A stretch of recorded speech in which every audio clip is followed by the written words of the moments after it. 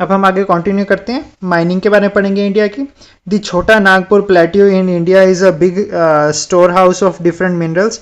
छोटा नागपुर का जो पठार है वो इंडिया में काफ़ी बड़ा संसाधन, वहाँ पर कई तरह के मिनरल्स पाए जाते हैं। Mineral is main occupation of the people there. यहाँ पर जो है मिनरल्स जो है यही लोगों की मेन कमाई का साधन है। Call is mind in Korba in Chhattisgarh and in eastern Maharashtra. Chhattisgarh और ईस्टर्न महाराष्ट्र में कोल जो है वो काफ़ी बड़ी मात्रा में पाया जाता है कोयला। Mineral oil wells are found in Digboi in Assam. Assam में के दिग्बोई में मिनरल ऑयल के काफ़ी कई कुएं पाए जाते हैं। Mumbai high in Arabian sea near Maharashtra. Kalol and Koyali in Gujarat reserves of mineral oil and natural gas have been discovered at the mouth of river Godavari. Stones like marble and are found in Rajasthan and Kudopa in Andhra Pradesh. Maharashtra के कलोल में Arabian सी के आसपास के areas में कहीं हमें और गोदावरी के कई आसपास के कई एरियाज़ में हमें नेचुरल रिसोर्सेज, नेचुरल गैस मिली है। और महाराष्ट्र की राजस्थान में और आंध्र प्रदेश में हमें मार्बल के कई रिसोर्सेज पाए जाते हैं इंडिया में। अब हम ब्राज़ील की इंडस्ट्री के बारे में पढ़ते हैं। Major industries include iron and steel production, automobile assembly, petroleum processing, chemical production and cement making. जो मेन इंडस्ट्री जो है ब्राज़ील में वो ऑटोमोबाइल इंडस्ट्री है, steel industry, iron industry, petroleum को प्रोसेस करने की, केमिकल प्रोडक्शन जो है वो, सीमेंट मेकिंग इंडस्ट्री जो है यहाँ पर ज़्यादातर पाई जाती है।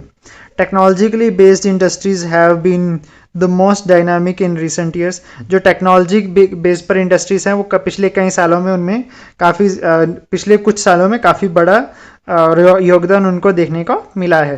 But have not outspace traditional industries. लेकिन ये जो है अभी भी पुरानी इंडस्ट्रीज़ को हटाने में या उनकी बराबरी में आने में अभी कामयाब नहीं हुए हैं। Similarly, food processing industries like sugar industry, cotton, textile, silk and woolen industries have developed well. और इसी तरह से ही खाद्य पदार्थ पर बेस्ड जो है, जैसे चीनी की इंडस्ट्री हो गई, कॉटन की टेक्सटाइल्स हो गई, सिल्क और वूल की इंडस्ट्री जो है यहाँ पर काफ़ी ज़्यादा फली फूली है।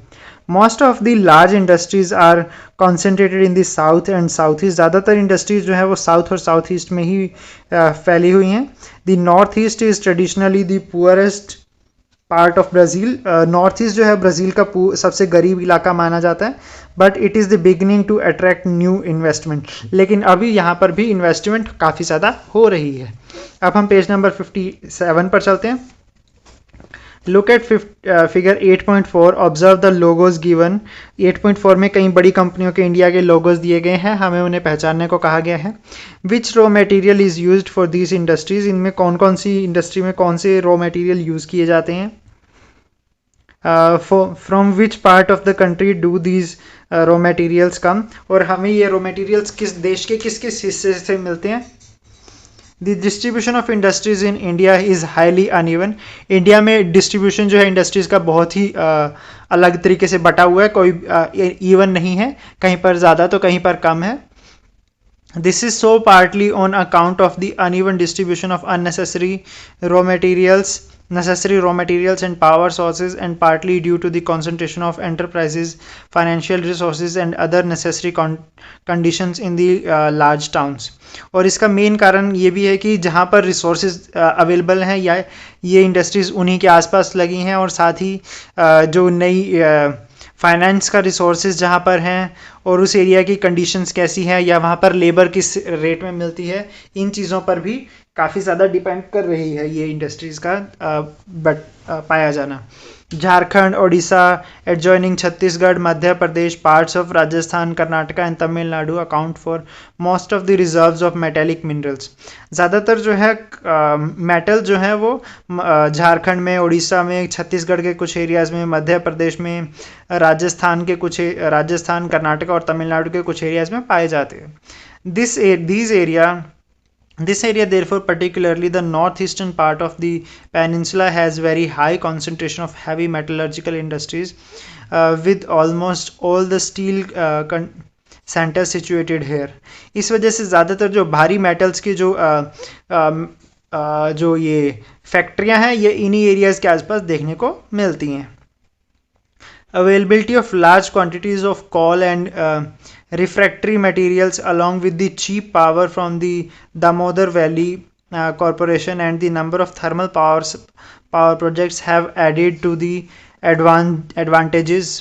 और जो दामोदर वैली है इसके आसपास के एरियाज़ में काफ़ी ज़्यादा जो कोल के खदान है वो पाए जाते हैं, जिसकी वजह से यहाँ पर जो रिसोर्सेज हैं वो बहुत ही चीप हैं और यहाँ पर पावर की जो जनरेशन है वो बहुत ही आसान है। इसलिए ये एरियाज़ में काफ़ी ज़्यादा उसने मदद की है इस एरिया में इंडस्ट्रीज़ को फलने फूलने में। Rajasthan has copper, lead and zinc. Rajasthan में कॉपर, लेड और जिंक जो है वो पाए जाते हैं। कर्नाटका में स्टील, मैग्नीज और एल्यूमिनियम, और तमिलनाडु में एल्यूमिनियम की इंडस्ट्रीज़ को देखा जाता है। Agro based industries including cotton, jute and sugar are heavily concentrated in the raw material producing areas। जो एग्रीकल्चर पर बेस्ड इंडस्ट्रीज़ हैं जैसे कि कॉटन हो गई, जूट हो गई और चीनी की हो गई, ये इन्हीं एरियाज़ में जहाँ पर ये ज़्यादा उगाए जाते हैं उन्हीं के आसपास देखने को मिलती हैं। The forest based industries including paper, plywood, matches, resins and lac are in the forest areas of various states. जो लाख की इंडस्ट्रीज़ हैं या फिर पेपर की या प्लाईवुड की, ये उन्हीं एरियाज़ के जंगलों के आसपास ही देखने को मिलती हैं। The coastal belt of Kerala has a heavy concentration of coir, copra and fish canning industries. Kerala की जो समुद्री तट के एरिया है यहाँ पर ज़्यादातर कॉर, कोपरा और फिश से रिलेटेड इंडस्ट्रीज़ देखने को मिलती हैं। कोयली, डिगबोए, Numati and Bongoan refineries are situated close to the petroleum producing areas, and Mathura and Baroni refineries in the interior away from the coast and oil producing areas। कोयली, दिग्बोय में इसके आसपास जो है ज़्यादातर ऑयल रिफाइनरीज देखने को मिलती हैं, लेकिन ऐसा नहीं है कि जहाँ पर ये जो ज़्यादातर एरिया है ये कोस्टल एरिया है, लेकिन इंटरनल में भी देश के अंदर की आंतरिक भागों में भी बरौनी और मथुरा के आसपास भी हमें रिफाइनरीज देखने को मिलती हैं। The distribution of cement industry is also highly conditioned by the availability of raw material. Cement industries जो है वो भी जहाँ पर रॉ मटेरियल मिलता है उसके आसपास ही ज़्यादातर देखने को मिलती हैं हमें। Gujarat, Rajasthan and Tamil Nadu produce the bulk of salt in the country. Gujarat में, राजस्थान में और तमिलनाडु में सबसे ज़्यादा नमक की इंडस्ट्रीज़ पाई जाती हैं। Mechanical engineering, electricals, automobile, fertilizer and numerous consumer industries which show little bias for the raw material have come up all over the country with heavier concentration near the big cities। इसके अलावा जो है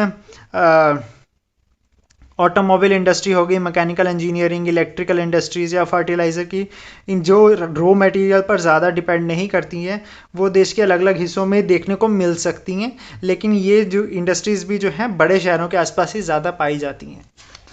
अब हम page number 58 पर चलते हैं। Brazil mainly exports iron और coffee, cocoa, cotton, sugar, tobacco, oranges and bananas, while it imports machinery, chemical products, fertilizers, wheat, heavy vehicles, mineral oil and lubricants. Brazil जो है ज़्यादातर आयरन के और हो गए, कॉफ़ी हो गई, cocoa, cotton, sugar, tobacco, orange और बनाना जो है ये दूसरे देशों को सप्लाई करता है, लेकिन machinery, chemical products, fertiliser, wheat या भारी व्हीकल, मिनरल ऑयल और लुब्रिकेंट जो है दूसरे देशों से आयात करता है। Major trading partners are Germany, US, Canada, Italy, Argentina, Saudi Arabia and India. इनके जो ट्रेड है ज़्यादातर सामान का आदान प्रदान जो इसका होता है वो यूएसए के साथ, कनाडा के साथ, इटली, अर्जेंटीना, सऊदी अरेबिया और इंडिया के साथ होता है। इसका trade makes up about 25% of GDP, और यहाँ की जो ट्रेडिंग है, सामान का आदान प्रदान जो है वो 25% इफेक्ट करता है जीडीपी की यहाँ की। और 8.5 फिगर को हम देख के इसको इंडिया के साथ कंपेयर कर सकते हैं। India mainly exports T, mango, coffee, spices, leather and leather goods, iron ore, cotton, and silk textiles, while it mainly imports petroleum, machineries, pearls and precious stones, gold and silver, paper machines, medicines, etc. India जो है वो spices, coffee, mango, leather से बना हुआ सामान, iron, cotton और silk industry जो है यहाँ पर इन इंडस्ट्रीज़ का सामान जो है इंडिया दूसरे देशों को बेचता है। और पेट्रोलियम हो गया, मशीन्स हो गई, महंगे प्रीशियस मेटल्स हो गए या स्टोन्स हो गए, गोल्ड हो गया, सिल्वर हो गया, मेडिसिन्स जो है ये दूसरे देशों से आयात करता है, खरीदता है। India's major trading partners are like UK, USA, Germany, Japan, China, Russia etcetera. India जो है ज़्यादातर जो है इसका सामान आयात निर्यात जो है ज़्यादातर यूके के साथ, यूएसए के साथ, जर्मनी, जापान, चाइना और रशिया के साथ होता है। अब हम पेज नंबर 59 पर चलते हैं। Indian companies set up industrial centers all over Brazil and invested a lot of capital. India की कई कंपनीज में ने जो है ब्राज़ील में अपने सेंटर्स खोले हैं और बहुत ज़्यादा इन्वेस्टमेंट की है इधर। The Indian companies have invested in such sectors as IT, pharmaceuticals, energy, agribusiness, mining, engineering and auto sectors. India ने ज़्यादातर जो इन्वेस्टमेंट्स है वो आईटी में, मेडिसिन्स में, एनर्जी के रिसोर्सेज में, एग्रीकल्चर बेस्ड बिजनेसेस में या खदानों में और इंजीनियरिंग और ऑटो सेक्टर्स में की है। Brazil's footprint in India is smaller but important. Brazil ने जो है इंडिया में इन्वेस्टमेंट कम की है लेकिन वो काफ़ी इंपॉर्टेंट है। The Brazilian companies have invested in automobiles, IT, mining, energy, biofuels, footwear sectors in India. India में ब्राज़ीलियन कंपनीज ने जो है वो आईटी में, ऑटोमोबाइल में, माइनिंग में, एनर्जी में, बायोफ्यूल में और फुटवेयर सेक्टर्स में इन्वेस्ट किया है।